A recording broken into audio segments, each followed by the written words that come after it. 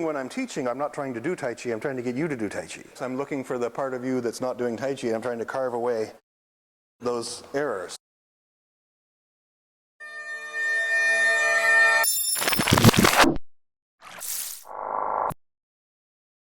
You can learn a certain amount of anything online. Yes. And you can teach yourself a lot. In fact, most Tai Chi is teaching yourself. The question is, how do you learn how to teach yourself without making a fool of yourself? Right. Because a lot of people who are teaching other people are making it up as they go along. I mean, you're always trying to find a new way to teach. And every time I teach a new student, I teach a little differently to each person. Right. So I can show people a lot of exercises, get people a feeling, get them to understand certain concepts. I can do that online.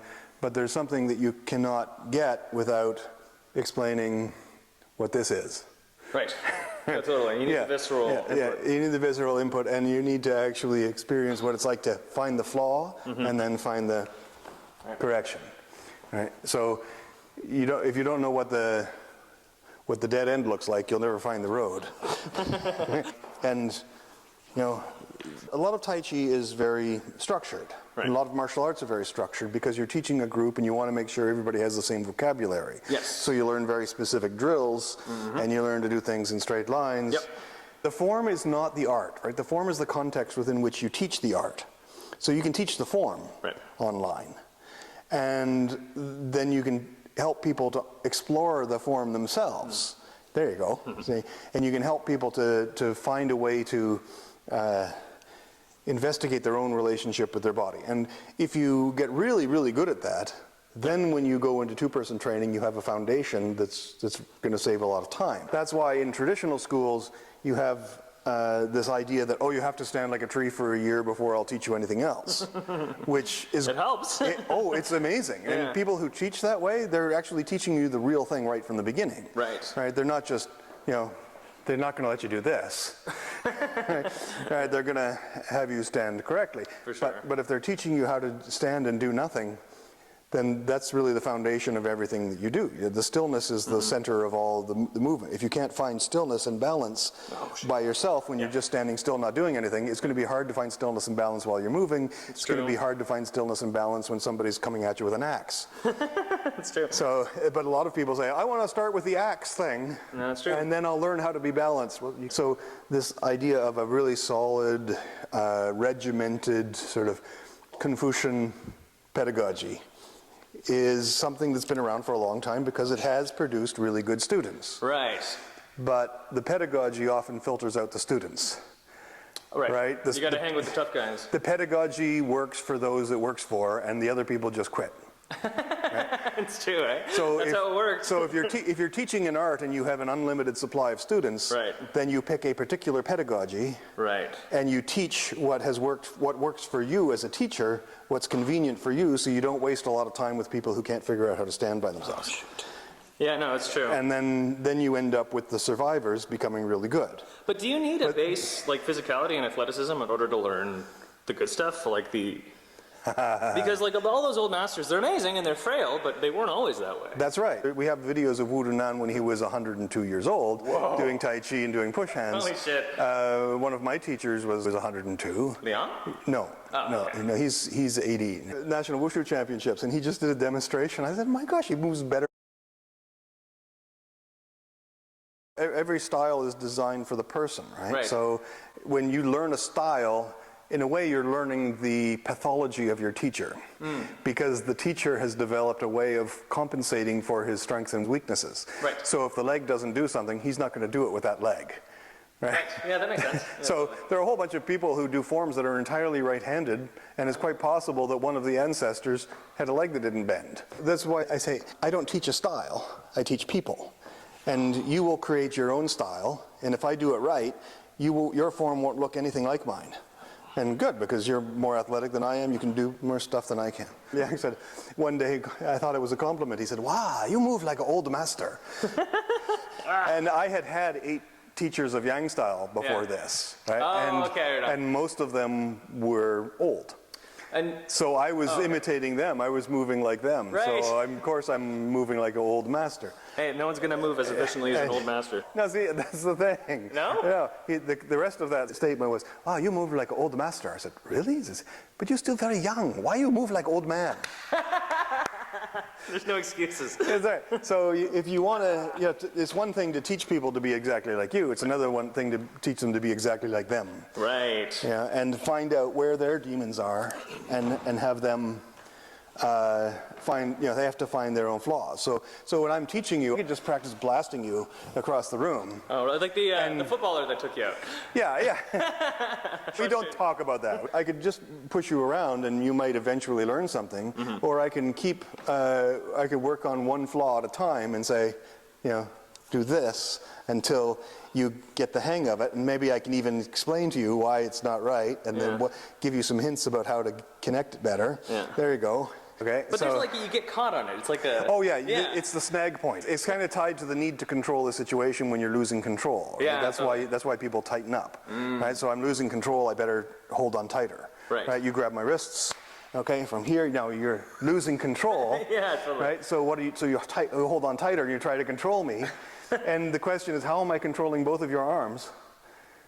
Oh. What am I doing? You're not doing anything. Right. I'm take that hand away.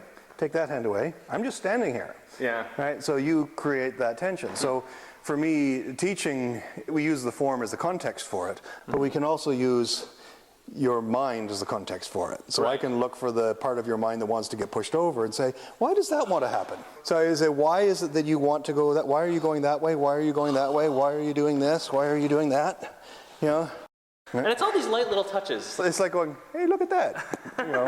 So, and some of these are just stupid master tricks. I'm not even using Tai Chi principles to do it. No way. Right? So when I'm teaching, I could just do Tai Chi, and I could be perfect. And then you'd have to learn how to counteract. But what I'm doing when I'm teaching is not trying to beat you. I'm not trying to do Tai Chi. I'm trying to get you to do Tai Chi. Yes. So when I'm doing push hands and I'm doing this, I'm looking for the part of you that's not doing Tai Chi. I'm trying to carve away those errors. Right.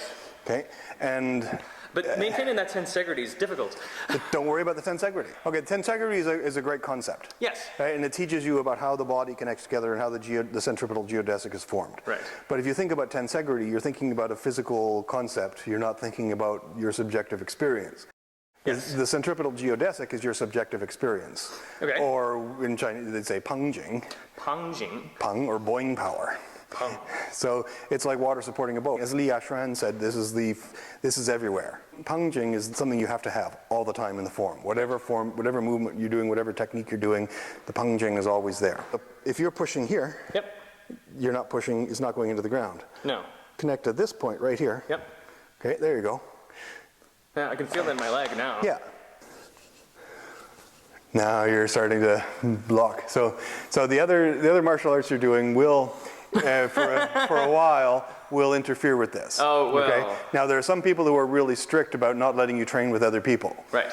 I love it when people train with other people. Oh, good, right on. Because then I get to see them. They come back with new skills and new flaws, and so you're learning to do stuff where you block. Yeah, where blocking is a thing. Here we don't block. But when you keep training there, eventually you won't block. The block teaches you stuff about vectors and about intercepting, and it allows you to do all the other advanced stuff. Blocking is teaching you how to tell which way that punch is going.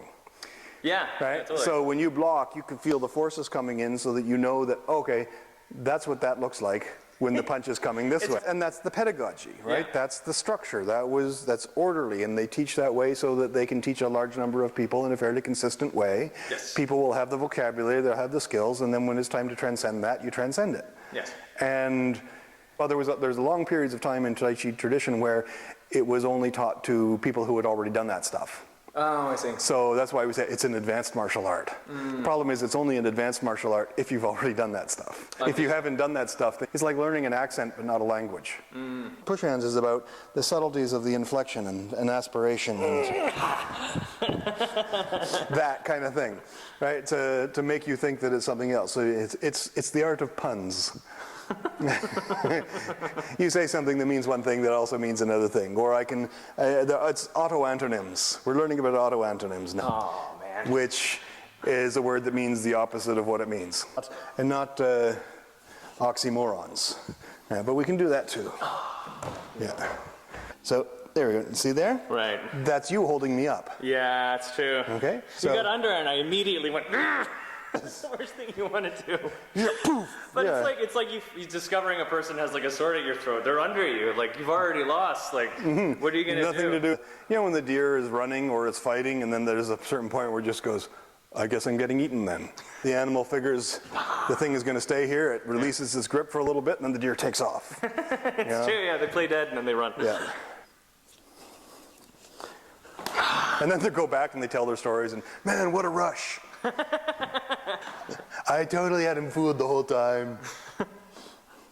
That's why something moving at the speed of light cannot have mass relative to the space that it's traveling through.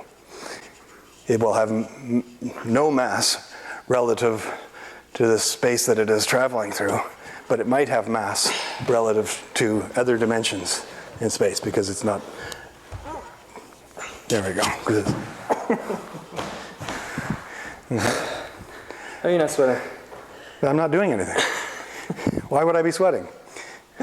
That's the whole point. So here, if I try to push you, it's not going to work. So I let you push yourself. Oh, right. Okay? I got you. So that's what we mean by the not doing.